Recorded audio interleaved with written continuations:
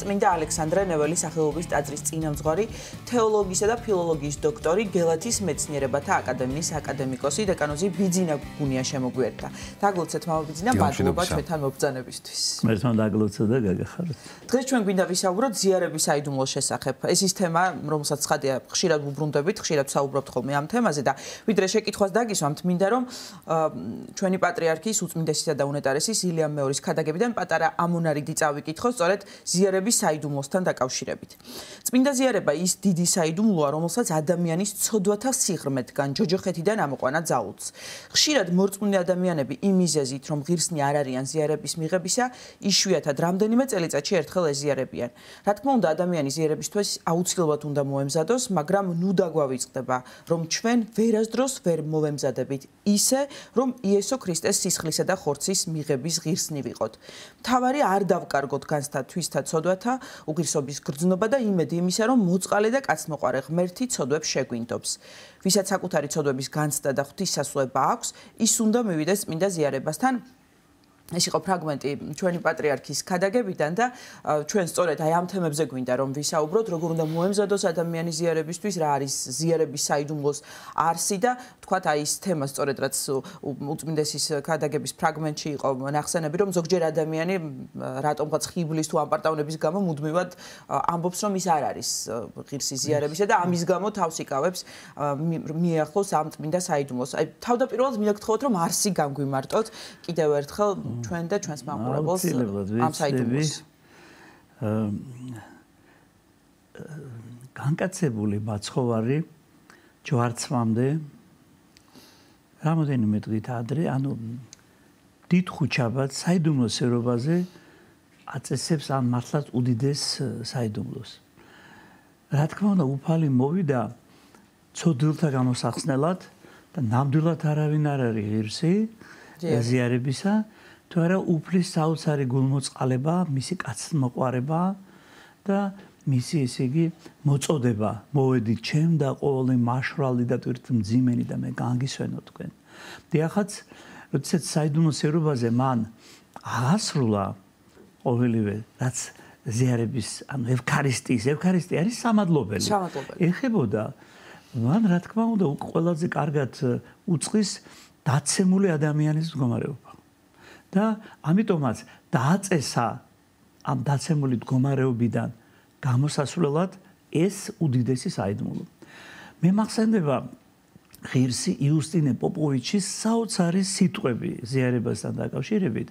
შესაძლებელი რო იყოს ყველა ეკლესიური საიდუმლოს ერთში თავმოყრა, ეს იქნებოდაო სწორედ ევქარისტიის საიდუმლო. ამით განსაკუთრებული როლი ესე იგი გამოხატა ამ საიდუმლოსი.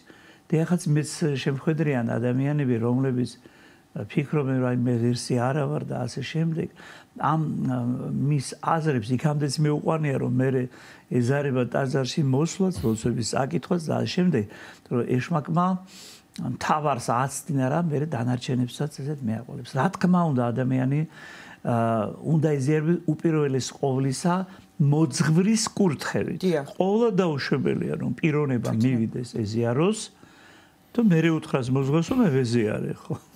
ეს ეკლესიური ადამიანებს ეს ესმით რა თქმა უნდა, ესე აი სწორედ მოძღვარი განუჩინებს თითოეულ პიროვნებას რა სიხშირით ეზიაროს. თუმცა ეს არ ნიშნავს იმას, რომ რამდენიმე წელიწადში ერთხელ უნდა ეზიაროს.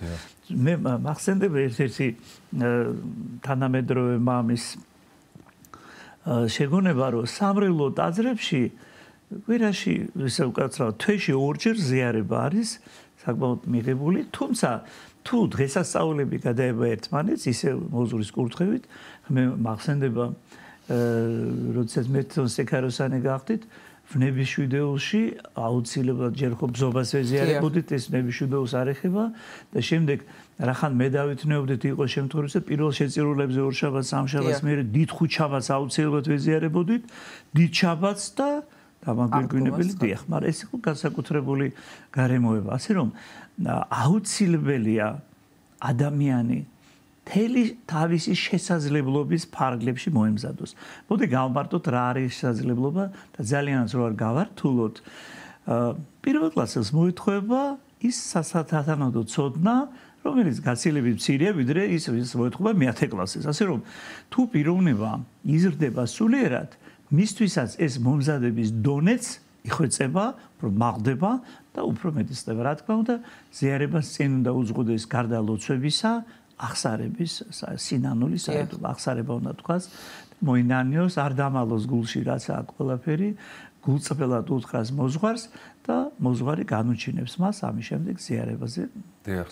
აი მამაბიძინა, პირველ კლასელი, მე-10 კლასელი ასაკი ახსენეთ და როდიდან არის შესაძლებელი, როდის იგებს, რომ ადამიანი იგებს, როდიდან, რა საკიდან არის შესაძლებელი, რომ ეზიაროს ამ საიდუმლოს.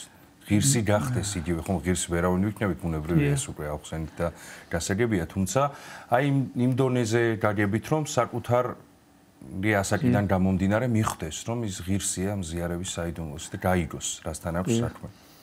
ამ საკითხთან ძალიან ახლოს დგას ნათლობის საიდუმლო, უპირველეს ყოვლისა მინდა ვთქვა, რომ ბავშვი რო დაიბადება, ისი შეიძლება მალე უნდა მოინათლოს. ნუ დაუშვათ მე-40 დღეს მაინც, შეიძლება უფრო ადრეს. და ნათლობის მიღების შემდგომ უკვე მას შეუძლია ეზიაროს, ასე რომ ჩვილი აუცილებლად უნდა ეზიარებოდეს. ეხლა აღსარებასთან დაკავშირებით გეტყვით, რომ არის მითითება, რომ 7 წლის ჩათვლით არ არის აღსარება საჭირო, არის მითითება 10 წლამდეც, თუმცა ბავშვებს აჩვევენ პარტერ აღსარების ყველაზე დედიკო გავაბრაზე, წამომსა ტყუილი, ვიზარმაცე და ასეთი ძალიან, ესე იგი, ღვთისთვის სათნო სიტყვების მოსმენა ბავშვისაგან. და რა თქმა უნდა, მე როდესაც პირველი კლასი და მე-10 დავასახელე, ვიგულისხმე, რომ ადამიანი როდესაც შეიძლება მოვიდეს 30 წლის ასაკში. ეს პირველ კლასშია ამ დროს, რომ მან ბევრი რამ არ იცის გაურკვეველი მისთვის, მაგრამ როდესაც უკვე 10 წელია დადის ტაძარში და ისევ პირველი კლასის ცოდნა აქვს, ანუ ბევრმა არ იცის მნიშვნელოვანი მომენტები. აი ერთ საოცარ მაგალითს მოგიყვანთ, ერთი პიროვნება არ დავასახელებ რა თქმა უნდა ვინ არის, უდიდესი პრობლემები ჰქონდა მას. და ნუ დავიწყე კითხვა, აბა გამოკითხვა, რამდენი ხანია ტაძარში დავდიხარ და თითქოს და ყველაფერი კარგად იყო და 20 წელი დადიოდა ტაძარში. და მას დავუსვი ესეთი კითხვა, მე თვითონაც არ ვიცი რატო დავუსვი. თუ იცით მეთქი რომ იესო ქრისტეს რამდენი ბუნება აქვს. ეს გაოცებულმა მკითხა და მე ეს რატო უნდა ვიცოდეო. ესე იგი მე მივხვდი რომ ის აბსოლუტურად ზერელი დადიოდა ტაძარში, არ უღრმავდებოდა საკითხებს. რა თქმა უნდა, ესე იგი მე თუ არ ვიცი რომ იესო ქრისტე არის სრული ღმერთი და სრული კაცი, მაშინ ვერც გამოხსნის საღვთო ამშენებლობის მნიშვნელობას გავიგებ და ვერც ზიარების მნიშვნელობას ვერ გავიგებ. ეხლა ამ წუთში გამახსენდა რახან ზიარებაზე მოგახსენეთ. ჩვენ როცა ზიარების წინ უწინარესად ვკითხულობ ზიარების წინა ლოცვებს, კანონი იკითხება სათანადო და მეცხრე გალობის შინაარსი ასეთია. განიცადე და იხილეთ ქრისტე არის უფალი, ჩვენთვის მსგავს ჩვენ და ქმული მოვიდა და ერზის თავისთვის შესწირა. და უფალსა ვითარსა ხვეპლი და მარადის დაიკლის სარწმუნოებით მიიღებელთა მისთათვისო. და ეს სარწმუნება თუ არ არის, მაშინ მე ვერ გავიგებ რატომ მოვიდა იესო ქრისტე. სწორედ იესო ქრისტე მოვიდა განკაცებული ღმერთი და დაცემული ადამიანური ბუნება თავის იპოსტაში, თავის პიროვნებაში შეერთა. სწორედ ჯვარცმით შემდეგ მკვეთრით აღდგა და ზესად ამაღლდა და ეს ადამიანური ბუნება. სწორედ აი ეს თუ არ გვესმის ჩვენ, რა თქმა უნდა ზიარების მნიშვნელობას არ გვესმის, ამიტომ აუცილებელია მორწმუნე ადამიანი, რომელიც იწყებს ტაძარში სიარულს, ყოველთვის იყოს დაინტერესებული თუ რა ხდება ტაძარში, რატო იღება აღსავლის კარი, თუნდაც რატომ ვეზიარებით ჩვენ, როგორი იყო დაუშვათ თუნდაც ადრეული წესი ზიარების, ეს დროთა განმავლობაში კატეხიზმა უნდა ესმოდეს, უნდა იყოს ყურადღებით. წარმოგიდგენიათ, რომ ადამიანი დგას ტაძარში და არ იცის რა სახარება ექნა წაკითხული, ამ დროს სახარება წერას ყოველთვის იკითხება. მიზეზი ბევრია, ერთი რომ თურმე იმ დროს ზიარების წინალოცვებს კითხულობდა, ეს ყოლა დაუშვებელია, იმიტომ რომ ზიარებას უფრო ადრე უნდა ექნეს წაკითხული და მე უნდა ვისმენდე მსახურებას.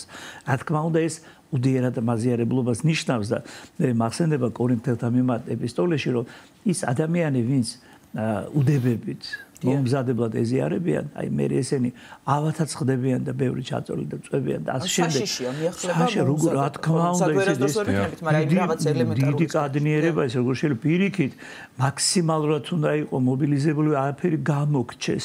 რატომ იცით ტაძარში განსაკუთრებით წირვაზე არაფერი ისეთი აღსრულება რა შენ არ უნდა იცოდე. ეს შეიძლება თქვა მარტო კვეთაზე რომელიც სამკვეთლოში დახურული კარის მიღმა ხდება, მაგრამ ამ დროს იკითხება სპეციალური ლოცვები, შენ უნდა იყოს ჩართული. გარდა ამისა, იცით რა არის? მე ახსარება და ადამიანი გულწრფელად უნდა ცდილობდეს, რომ ყველა ცოდვა მოინანიოს. და სწორედ ცოდვათა მიტევების წინდიც არის, სწორედ ეს როცა ადამიანი ეზიარება. თუმცა ეს არ ნიშნავს, რომ ახსარება არ უნდა თქვა ფიგრიქით. ეს არის ასევე შვიდის ზეცხებასაც დავაკავშირებ ამასთან, რომ შვიდის ზეცხების დროს ადამიანებს ასევე მიეტევებათ ცოდვები, მაგრამ ის ცოდვები, რომელიც მათ უბრალოდ არ ახსოვს. თავიანთი უზურების გამო, თორემ მე თუ კარგად ვიცი ის ცოდვა და მგონი და არ ვამბობ, ეს რა თქმა უნდა, მას არ მიეტევა, ასე რომ ზიარების ევქარისტიის საიდუმლოში ადამიანი უახლოვდება უფალს და ეს ერთობა დედამიწაზე ასეთი სიახლოვე სხვანაირად ვერ მიიღწევა. ცათა სასწაულში რა თქმა უნდა კი იქ არც იქნება წირვა, არ ეხარხსროლება იქა, მაგრამ აი აქ ჩვენ სინანულის საიდუმლოს დროს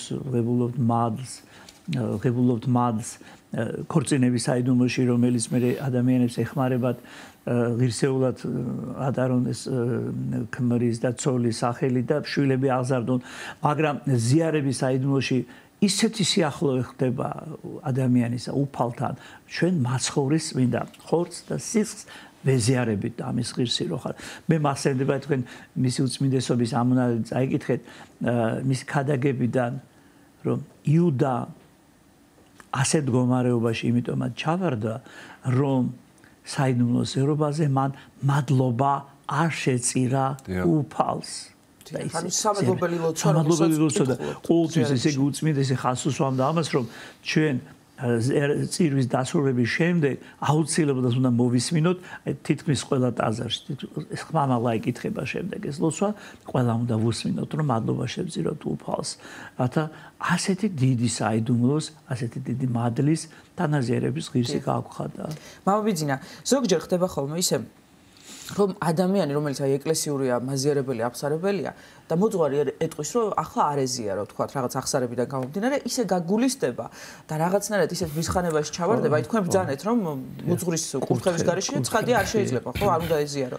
და რატომ ხდება ესე, რომ აი რაღაც ძალიან ისე მძიმედ აღიქავს ადამიანი მოძღვრის ამ კურთხევას, რომ აი ახლა არა და მერე მოემზადე და მერე. მოდი ჯერ დადებითი ვნახოთ, რომ ადამიანს უნდა ზიარება, ეს რა თქმა უნდა კარგია, მაგრამ მოძღვარს უნდა დაუჯეროს, რატო იცით?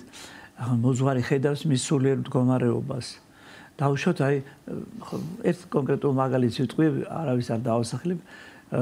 როდესაც ერთ პატიმარს აზიარებდნენ, აღსარებაში ამ პატიმარმა თქვა, რომ მოკლა პიროვნება. და ელემენტარული კითხვა დაუსვა. რომ შენო ნანოფო გაგულის და ის და ახლაც რომ ცოცხალი იყოს, ახლაც მოკლავდიო. რა თქმა უნდა, მის ზიარება არ შეიძლება. ანუ მას სინამდვილე არ აქვს. ანუ მან ცოდვა როგორც რიგით ფაქტად აღიარა, ასეთი ბევრი რამ არის. დაუშვათ არის როდესაც ადამიანი ვინმეს აი სასიკვდილოდ გადაემტერება და ვერ პატიობს. და იმას კი ვერ ხვდება, რომ უფალმა ის განსწრაფდელი მასე რატო დაუშვა.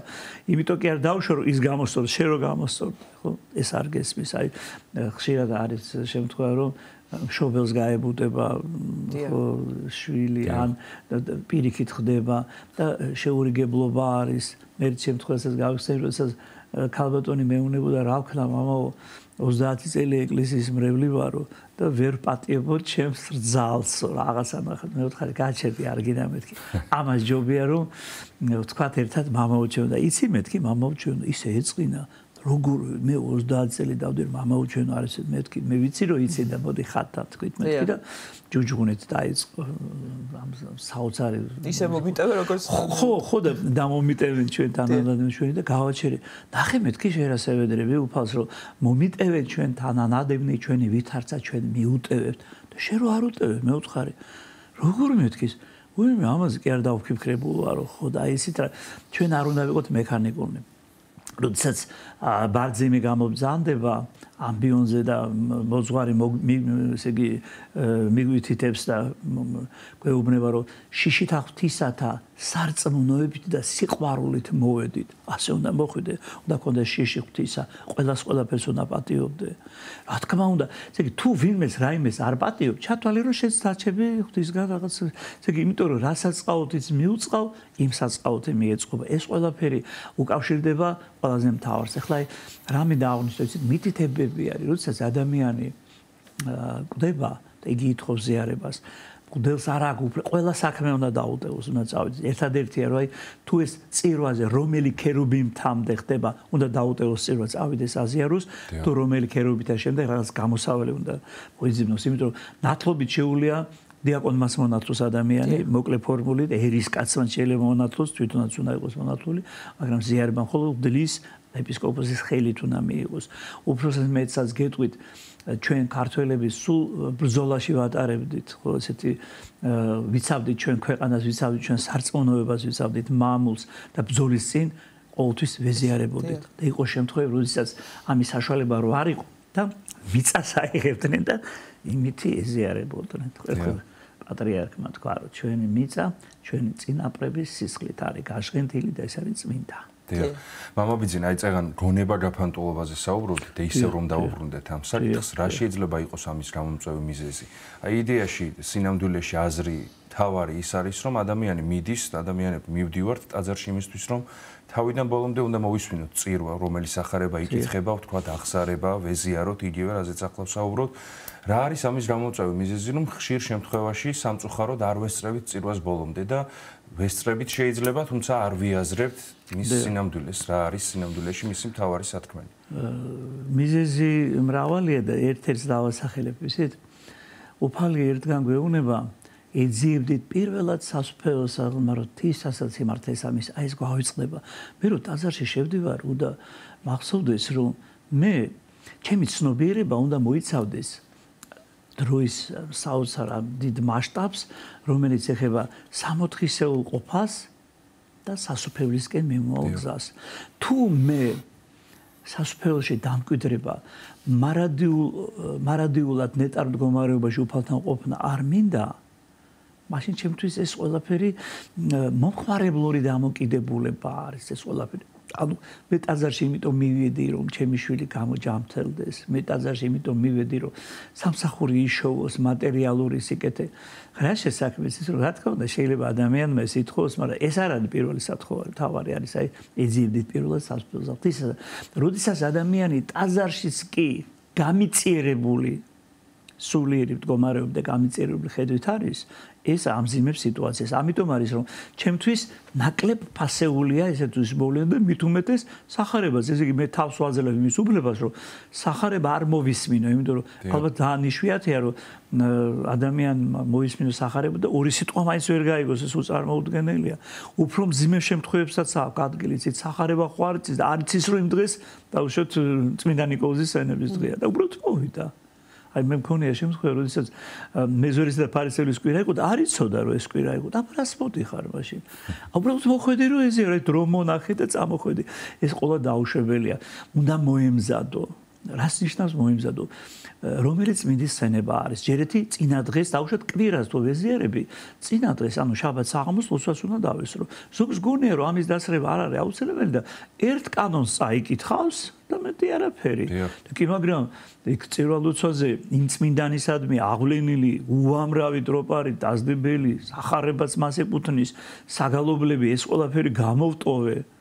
და ახლა მოვედი ესე ეს უნდა იყოს განსაკუთრებული შემთხვევა, როდესაც ან ავათვარ, ან დაუშვათ მოზღვის კურთხევით ვერ მოასწარი მოსვლა, მაგრამ მან ეს იცის და დამავალა მის ნაწილს რა გავაკეთო. რომ ზიარებასთან დაკავშირებით ვიწყი, რომ როდესაც შაბათს საღამოს ლოცვა იწყება და შემდეგ კვირა გრძელდება, ეს ერთი მთლიანი არის და ადრე ღამისთების ლოცვა იყო ეს ყველაფერი, როგორც დღეს აი ნაუშად აღდგომის სასწაულზე დაიწყება ლოცვით და შემდეგ მე ჟამნებია და შემდეგ თავდება ის აუცილებლად ზეგზიარები. მამაბიძინა, ვინაიდან ზიარების საიდუმლოზე საუბრობთ, მაინც აი კოვიდის პერიოდიც მინდა რომ გავიხსენო, მიუხედავად იმისა, რომ ძალიან ბევრი მაზიარებელი, აღმსარებელი და ბევრი ეკლესიური ადამიანია ჩვენს ქვეყანაში და ამას სხვათა შორის კვლევებიც ადასტურებს. აი იმ პერიოდში მაინც გამოჩნდა, რომ ჩვენი რწმენა არ არის ისეთი ცოცხალი და ნამდვილი, როგორიც უნდა იყოს და მაინც ბევრი მცირედ მორწმუნე ვართ და როდესაც ადამიანი თქვა ზიარებას მიეხლება ამ დროს ბაქტერიებზე ფიქრობს ალბათ, ხო, ცოტა ისეთი უხერხული არის ნამდვილად, რბილად რომ თქვა, მაგრამ ჩვენც შეიძლება ეს დაგმართნია და მე ხა მესამე პირში არ მინდა რომ ვისაუბრო, მაგალითად მე დამართნია ის რომ ამომირჩევია ვის უკან უნდა დავდგე ზიარების დროს სამწუხაროდ. ეს მე მაინც ვიტყოდი რომ ყველაფერი მაინც შედარებითია და თუ გადავხედათ იმ პერიოდში მართლმადიდებლურ სამყაროში, კათოლიკურ სამყაროში რა ხდებოდა, რომ დაცრები დაიხურა და ესე ვთქვათ, ჭყალებში ურჩმოზღვრებს ეს ჩვენს ქვეყანას არ ეხება და საქართველოს ეკლესიას არ ეხება, დააყენებს სახურებიდან, რომ რას ქვია შენ წირვა ჩაატარებო და თქვენ გახსოვთ, სულაც საქართველოს კათოლიკოს პატრიარქის უწმინდესი და უნტარესი ილია მეორის უსაკურთხება, რომ არც ერთი ტაძარი არ დაიხურება, ყველასთვის იქნება ესე იგი გაღებული ტაძარი და ვინც ვერ შეძლებს რაღაც მიზეზის გამო მოსვლას, მოსხრებს დაგვავალო რომ მიხვალთ სახლში და აზიარებთ. ასე რომ ზიარება ჩვენთან არ შებრკოლებულა. რა თქმა უნდა, იცით, ჩვენ ხომ ის სიტყვები გვეკუთვნის, რაც პეტრეს უთხრა უფალმა, მცირედ მორწმუნეო, რატო შეორგულდი? და თქვენ წარმოიდგინეთ, აი რომ ამბობდნენ რომ ეკლესიებიდან მიცვალებულებს გამოიტანენ, არაფერი მსგავსი არ მომხდარა, პირიქით ადამიანები უფრო მეტად იყვნენ დაცული და სამწუხარო ფაქტია, ახლა ნიშნის მიგებით არ მომბობ, ამ ეპიდემიამ იფეთქა ბათუმში. აი აფულში სადაც ესე იგი თავისუფალი ცხოვრების და ესეთი წესი უდამკვიდრებული არის. ჩვენმა პატრიარქმა მართლაც სამაგალითო გმირობა აჩვენა მთელ მსოფლიოს. ეს არ არის გმირობა, ეს არის ღვთისნიერება, ეს არის ღვთისადმი სასწორება და წარმოუდგენელი, იცით? სწორედ ეს უწმინდესის მოწოდება მისმა ლოსვაკურთხან ჩვენ ყველა გაგვაძლიერა. რატო იცით? მორჩილებას აქვს ძალიან დიდი მნიშვნელობა, აი კურთხევაზე ხო ვთქვი. ხო, ეს იყო კურთხევა, რომელიც ყველა კატეგორიის ადამიანს მიესადაგებოდა, თუ რაღაც გამო ვერ მიდიხარ, მოძღვარი დაუძახეთ, მოძღვარი მოვაშენთან და გასიარებს. არ არის პრობლემა და გავსებული თვითონ ჩვენ ტაძარზე გეტყვით, თქვენ ალექსანდრე ნეველის ტაძარი გამოაცხადეთ, სავსე იყო ხალხი. სავსე იყო. ერთადერთი, როგორც უწმინდესმა გვაკურთხა, ვიცავდით დისტანციას და გვეკეთა პირბადეები. ზიარების წინ, რა თქმა უნდა, პირბადეს ვიხსნიდით. და ასე რომ ყველაფერმა კარგად ჩაიარა, მადლობა უფალს. დიახ, და ევქარისტია, ხო, ანუ მადლობას. ევქარისტია სიტუაციის ნიშნავს სამადლობას. სამადლობას და რატომ ახლა როდესაც უფალმა საიდუმლო სერობა დაიწყო და აღასრულა, სანამ გასტეხავდა პურს და მისცემდა მოწაფეებს, იგი მადლობდა, ჯერ სამადლობელი აღავლიდა მამისადმი, ამის შემდეგ მოხდა, ესე იგი წმინდა ხორცის და წმინდა სისხლის მიცემა, ეს არის ხორცი ჩემი თქვენთვის განტეხილი, მისატევებლად ცოდოთ, ეს არის სისხლი ჩემი თქვენთვის დათხეული. ასევე ესე იგი მისატევებლად ცოდოთ. ასე რომ სამადლობელი ამიტომ არის ევქარისტია, სწორედ ამას ნიშნავს და ასეც არის, რომ ევქარისტიული კანონი მადლობის აღვლენით, მადლობდეთ უფალსა და ისმის ესე იგი მღვდლის ასამაღლებელი და ამას მოყვება სათანადო საგალობელიც, ხო? დიახ, და მადლიერებას რამხელა მნიშვნელობა აქვს, ამასაც ხაზს უსვამს, ხო? და უმადურობას რა მოყვება, თქვა იუდას მაგალითზე, დიახ. მადლობდეთ უფალსა და მე ზეგვაქვთინ გულნი ცოტა ადრეა კიდე, ხო? და მადლობდეთ უფალსა, ეს ძალიან მნიშვნელოვანი რამ არის, იმიტომ რომ ჩვენ ყოველთვის უნდა მადლობდეთ უფალს, თუნდაც რომ გვაზიაროს მოსხარა, თუნდაც რომ არ გვაზიაროს, რატო იცით? ყოფილა შემთხვევა მეც გამოგიტყდებით, რომ რაღაც მიზეზით არ მიზიარებია, მაგრამ მე მითქვია, შენ ხომ ის ლოცვები წაიკითხე და ახსარება თქვი, აი ეს მადლში ხო ხარ შენ, ასე რომ ეს მიიღე მორჩილები და მადლი შენთან დარჩება. მე მინდა აღნიშნო ერთი მნიშვნელოვანი გარემოება, რომ მომავალ წელს საქართველოს აღნიშნავს საოცარ თარიღს 1700 წლის თავს საქართველოში ქრისტიანობის სახელმწიფო რელიგიად გამოცხადების და მე მინდა რომ ყველა ეს მივიღოთ ამაში მონაწილეობა. ეს ნიშნავს რომ უფრო მეტად ვიაროთ ეკლესიებში, უფრო თუ არ ვართ ეკლესიურები, თუ მოვინათლოთ აუცილებლად ამ ღირსეულ თარიღს. შევხვდეთ უფლის დიდებით და აი ესე მოსილები შევეგებოთ ამ უდიდეს თარიღს, რასაც ჩვენი ქვეყანა და ჩვენი ეკლესია აღნიშნავს. ძალიან დიდი მადლობა დაგლოცით მამებიძინა. წმინდა ალექსანდრე ნეველის სახელობის ტაძრის წინამძღვარი, თეოლოგისა და ფილოლოგიის დოქტორი, გელათის მეცნიერებათა აკადემიის აკადემიკოსი დეკანოზი ბიძინა გუნია იყო ჩვენი სტუდიის სტუმარი.